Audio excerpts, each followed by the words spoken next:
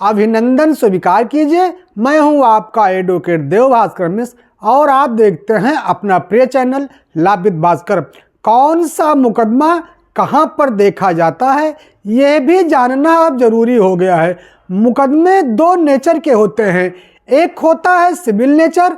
अब जब civil nature का जो मुकदमा है उसे हम गवई भाषा में माल मुकदमा भी कहते हैं। सिविल नेचर के जितने भी मुकदमे होते हैं उस मुकदमे को लड़ने से आपको कुछ ना कुछ हासिल जरूर होता है।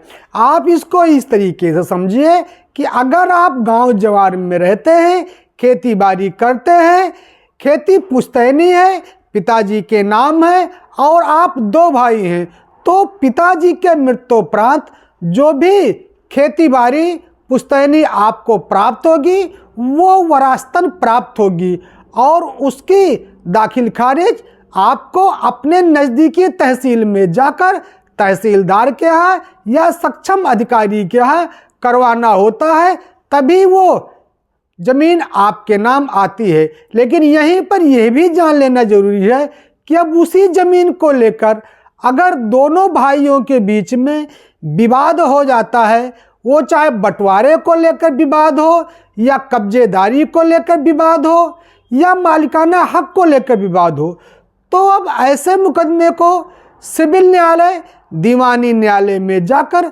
देखे जाते हैं। वो अस्थायी निषेधाज्ञा का चाहे मुकदमा हो, चाहे बेदखली का मुकदमा हो, जिस भी नेचर का वो मुकदमा हो जिसमें आपको कुछ ना कुछ हासिल होगा, कुछ ना कुछ ज़मीन का टुकड़ा आपको मिलेगा। दो पक्ष अगर लड़ रहे हैं तो एक पक्ष को कुछ ना कुछ गंवाना पड़ेगा और दूसरे पक्ष को मुकदमे लड़ने से कुछ ना कुछ हासिल होगा। इसे हम सभी गवई भाषा में सिविल नेचर का मुकदमा कहते हैं।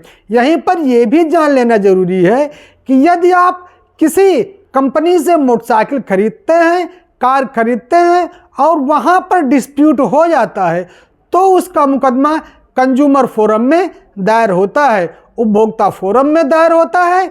ये भी सिविल नेचर का ही मुकदमा कहा जाता है। अब तीसरे नेचर में यह भी जान लीजिए कि जहाँ पर मेलबंदी हो रही है या सरकारी चक्रोड निकल रहा है, आपकी मालियत की जो ज़मीन है वो इधर उधर हो रही है, तो वो तो चकबंदी विभाग करता है और चकबंदी न्यायालय में यह मुकदमा देखा जाता है। लेकिन आता यह मुकदमा सिविल नेचर में ही है।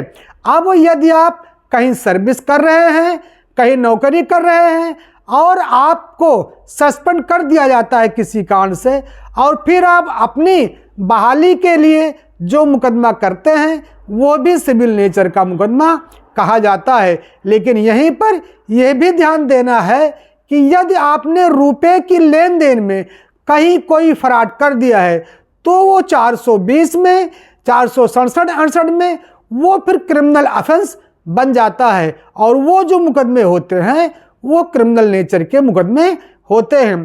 पति पत्नी के बीच में जब विवाद उत्पन्न हो जाता है तो महिलाएं जो गुजारे का मुकदमा करती हैं वो क्रिमिनल नेचर के मुकदमे में जाता है और वहीं पर पुरुष वर्ग जब विदाई का मुकदमा करते हैं तो वो सिविल नेचर का मुकदमा कहा जाता है। यहीं पर एक देखने वाली बात यह भी है कि जब महिलाएं घरेलू हिंसा का मुकदमा करती हैं तो वो ना तो सिविल नेचर का पूर्ण रूप से होता है और ना वो पूर्ण रूप से क्रिमिनल नेचर का होता है, वो दोनों नेचर का मुकदमा कहा जाता है। अब एक चीज़ और जान लीजिए कि यदि 2-3 भाई या गांव जवार में किसी से मारपीट हो गई, कहीं कोई सामान चोरी हो गई, किसी की हत्या हो गई, तो ऐसे मुकदमे जो थाने में पंजीकृत होते हैं और उसकी विवेचना थाने के अधिकारी करते हैं और आप उस मुकदमे में यदि आप जेल चले गए तो जेल से बाहर आने से लेकर और आपको दोष मुक्त होने तक जो भी कार्रवाई होती है वो क्रिमिनल ऑफेंस के तहत होती है और वो मुकदमा क्रिमिनल नेचर का कहा जाता है। सो साथियों, मुकदमे की दो ही प्रकृति होती है, एक सिविल नेचर की और एक क्रिमिनल नेचर की।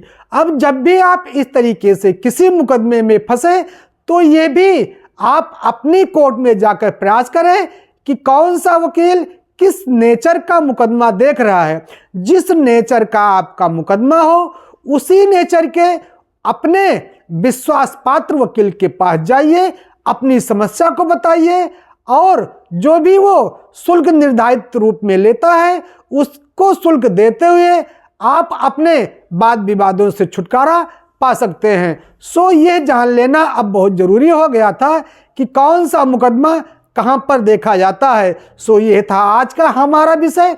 यदि आपको हमारा विषय पसंद आता है तो हमारे चैनल लाभ विद भास्कर को एक लाइक करते हुए सब्सक्राइब शेयर अवश्य कर दीजिएगा।